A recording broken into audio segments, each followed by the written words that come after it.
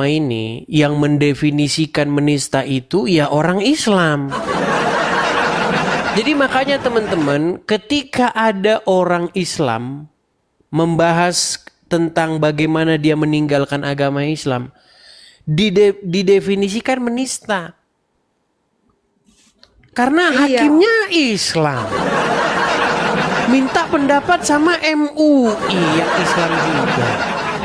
Jaksanya Islam. Ya gimana kayak gini bisa ada? Makanya aku sibuk terus WA, aku dituduh ini penistaan agama, disuruh tunggu panggilan. Aku bilang gimana ini? Ya. Aku penistaan kah? Yang oke, Kemarin itu, mereka video menuduhkan yang bagian diedit, penistaan yang mana? semua yang diedit karena aku sebut-sebut aku dari haji, aku dari pesantren, tapi aku bilang itu namanya aku berbagi kesaksian karena di imanku sekarang.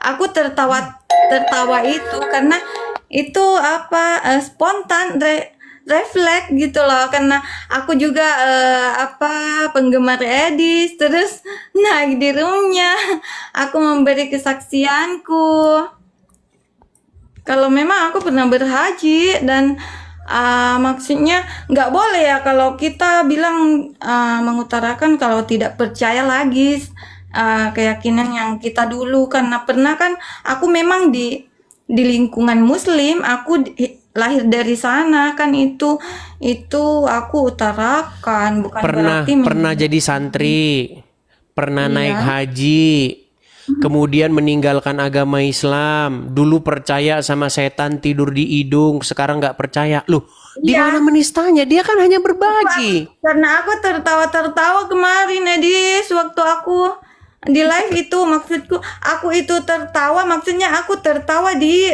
diriku sendiri saat dulu aku begitu percaya dengan serius gitu loh. Sekarang itu secara logika ya percaya lagi. Iya, makanya ini saya bilang teman-teman, memang orang Islam ini teman-teman dari dulu kebiasaannya begitu. Makanya saya bilang agama Islam bertahan itu karena seperti itu. Asma, Aku minta maaf Kak, aku tidak ada maksud nggak loh. perlu minta maaf. Apa nggak ada yang perlu minta maaf? Karena yang Anda katakan itu semua itu merupakan ekspresi, merupakan hak kamu untuk mengutarakan apa yang pernah kamu alami dalam hidup kamu.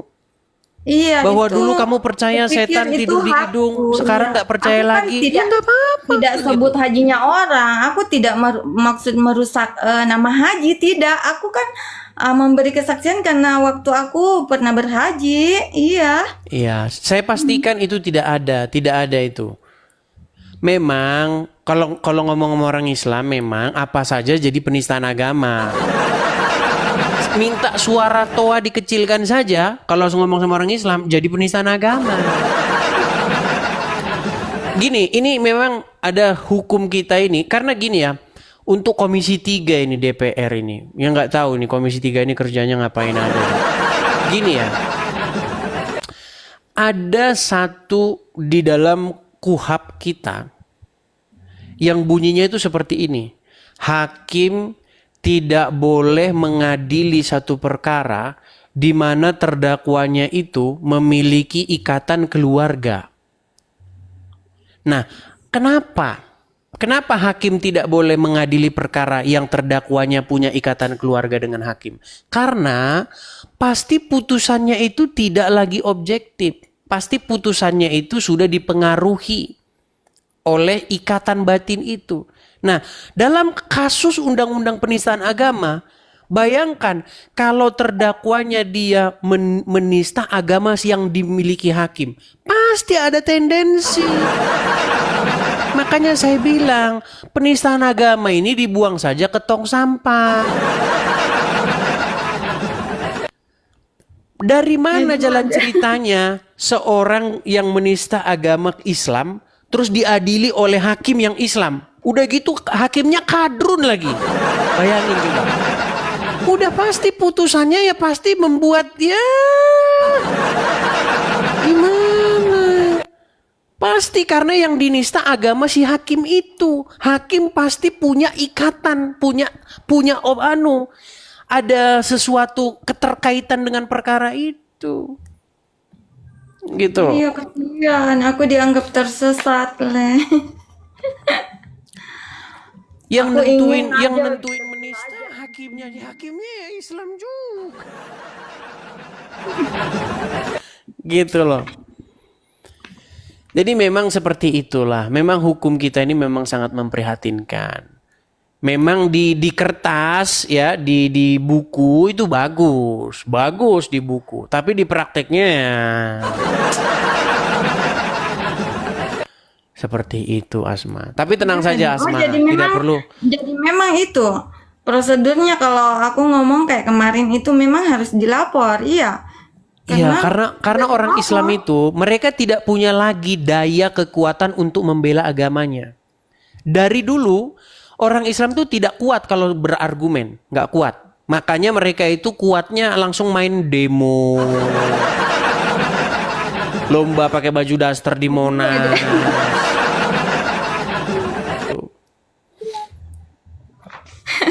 Iya. Dan iya, Kalau kamu bercerita tentang bagaimana dahulu kamu Muslim, bagaimana dahulu kamu berhaji, bagaimana kamu dulu mempercayai hal-hal yang sekarang telah kamu sadar, maka itu kamu akan tersenyum. Semua orang gitu loh. Coba kita iya. kadang-kadang menyadari kesalahan kita kan setelah kita lakukan kan, lalu kita ingat-ingat, kita senyum. Kita malu Aku sendiri dengan tertawa kesalahan itu kita aku, kan. Iya. Tertawa itu aku tertuju ke Diri sendiri. diri sendiri karena lo aku dulu percaya hal gitu. Iya, gitu. Iya. Bukan menertawakan, bukan mempermalukan, bukan aku yang mempermalukan mereka. Iya. Sama dulu waktu kita kecil, kita kan sering disuapin sama ibu kita kan, makan kan? Awas nanti kalau nggak makan nanti datang datang ular ya kan? Atau datang apa gitu. Akhirnya kita makan, op. Karena kita dulu susah makan kan? Setelah kita besar, kita tertawa. Kita teringat betapa dahulu kita lugunya, betapa kita itu dahulu Iya. menjadi orang yang ya seperti itu. Namanya masih anak-anak, nggak tahu apa-apa. Nah, di sini Asma itu dia telah berpindah. Dan ketika dia pindah, dia menyadari dulu, dia menertawakan dirinya yang dulu. Bagaimana Iya, dan Anda katakan itu menista? namanya Tapi kalau Islam yang karena hakimnya ya bukan tetap cuma aja sebulan menista di nanti. sana.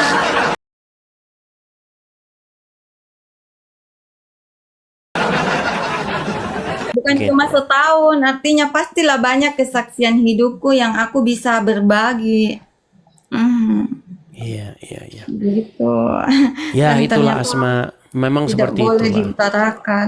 Makanya saya bilang begini, yang membuat Islam itu masih ada di muka bumi, itu adalah yang seperti itu Asma. Jadi Islam akan masih berdiri ketika masih ada pemerintah yang memegang pedang untuk membasmi penista agama Islam. Menurut pandangan mereka menista agama Islam. Tapi sebenarnya kan itu bukan menista. Seseorang yang mengemukakan pendapatnya tentang agama Islam, tentang agama Kristen, tentang agama apapun, itu nggak bisa dikatakan menista. Kecuali dia mengatakan hal yang fitnah. Contoh nih dibilang, Muhammad itu ya kerjanya dia tukang ngumpulin kaleng bekas. Nah itu kalau itu fitnah. Itu kan fitnah, itu nggak ada itu. Tapi kalau Muhammad bilang di hidung ada setan, ya memang benar. Gimana? Kalau Muhammad bilang mencium batu Hajar Aswad menghapus dosa-dosa, memang benar. Kalau Muhammad bilang dulu batu Hajar Aswad itu putih, kemudian akibat dosa-dosa manusia dia berubah jadi hitam, memang benar. Dan dulu aku percaya, iya. Jadi itulah kita bersuara ya. Tapi bagaimanapun ya sekarang itu udah ada kekuatan internet, kekuatan. Jadi tidak ada lagi mereka walaupun di ada penistaan agama segala macam, kita masih tetap bersuara nih dari media sosial. Dan ini tidak bisa dihalangi oleh siapapun. Gitu. Iya, aku Setiap hanya orang ingin yang lebih haus belajar akan di kebenaran. sini, kasihan. Setiap Aku orang yang senang haus. dengar Edis. Gimana? Aku senang dengar Edis di sini belajar. Di saat ada yang disampaikan, aku teringat lagi. Oh iya, aku dulu tahu hal itu. Mengingatkan pada peristiwa-peristiwa masa lalu belajar Islam dulu kan? Iya. Iya. Kayak tadi waktu aku dengarnya cicak. Oh iya, dulu waktu aku di sana aku dengar iya. Cicak, bunuh cicak dapat pahala 100. Memang kan Muhammad ini kan pedagang, jadi ya mirip-mirip dengan pedagang. Kalau gini pahalanya 100, kalau gini pahalanya 70. Kalau rambut wanita kelihatan nanti dibakar 70 tahun. Jangan nanti aku tertawa. Ini tidak ada siaran ulang lagi nanti kan. Jangan ya, nanti aku ditambah Ini saya kasih tahu Asma. Gini Asma, inilah juga yang saya bilang, ini seperti ya dua sisi mata uang. Gini, di dunia media sosial ini banyak sekali pemburu konten. Jadi para pemburu konten ini, mereka akan mengejar konten-konten terbaru. Karena konten-konten itu menghasilkan iklan, dan iklan itu menghasilkan uang. Jadi banyak orang yang kita tidak pernah tahu identitasnya, dia tidak pernah bersuara di publik, tetapi dia mengambil konten-konten kita ini dan menguploadnya. Tapi itu pun tidak saya salahkan. Justru dengan bantuan mereka, ini makin menyebar. Cuman ini masalahnya, banyak yang orang tidak tahu. Kita yang ada di dalam konten tersebut yang dicari polisi. Sedangkan kita tidak dapat iklannya. Itu saya alami. Dulu sebelum 6 bulan yang lalu, itu video-video saya, konten-konten saya diambil semuanya dengan orang-orang. Ini saja aku kaget. Nanti teman beritahu. Tahu-tahu sudah viral kan? Pulang dari gereja, ada yang posting kamu di Facebook lah, di YouTube. Iya. Ini dicari ini orang. Kok aku dicari? Tapi nggak apa-apa lah, tenang saja Asma. Memang seperti itu dunia media sosial ini ya. Saya saja pemilik konten saya ini, itu saya tidak dapat iklan. Saya baru dapat email dari YouTube, Anda tidak mengaktifkan iklan Anda lebih daripada 6 bulan. Sehingga AdSense Anda dicabut. Nah, udah dicabut AdSense saya. Seperti itu. Tapi tetap saja Tuhan itu baik. Selalu saja ada cara begitu loh. Makanya teman-teman pada ngomong kan, Bang, Abang itu berapologet seperti ini, tidak ada iklannya, videonya diambil orang, terus YouTube Anda sendiri nggak ada iklannya. Udah, bilang aja sama penontonmu itu, suruh Galang bikin rumah apologet. Nah itulah asal muasalnya. Ceritanya seperti itu. Seperti itu. Aku ingin sih supaya tidak terganggu. Aku bilang aku nggak mau ribut. Aku ingin lebih belajar di sini tentang Yesus. Andai aku masih ada kemampuan macam mendalami Alkitab, belajar kayak sekolah gitu. Karena aku kan tidak dari kecil tidak ada sekolah minggu. Aku sangat ingin kalau bisa aku jadi penginjil. Ya. Tapi tenang saja Asma ya. Artinya begini, kalau Anda sampai gara-gara kasus ini Anda sampai berhadapan dengan hukum, ya itu nanti akan semakin membuat agama Islam itu ada di layar tancap sebagai agama yang sangat lemah. Agama yang sikit-sikit penistaan agama. Agama yang sudah tidak punya lagi kemampuan untuk membantah argumen. Aku curhat di Bang JNC Nurat, ya dia bantu kasih solusi. Aku sampaikan Iya. timnya Edis ya. Iya. Udah sampai ke media asing, udah sampai. Wajah Islam di Indonesia itu sudah sampai ke media asing. Sudah sampai. Jadi bagaimana seseorang yang mengemukakan pendapatnya tentang agama Islam, mengutarakan argumen-argumennya tentang agama Islam, bukannya dijawab sama orang Islam. Orang Islam memang nggak bisa jawab karena nggak ada jawaban, nggak. Tapi dipenjarakan.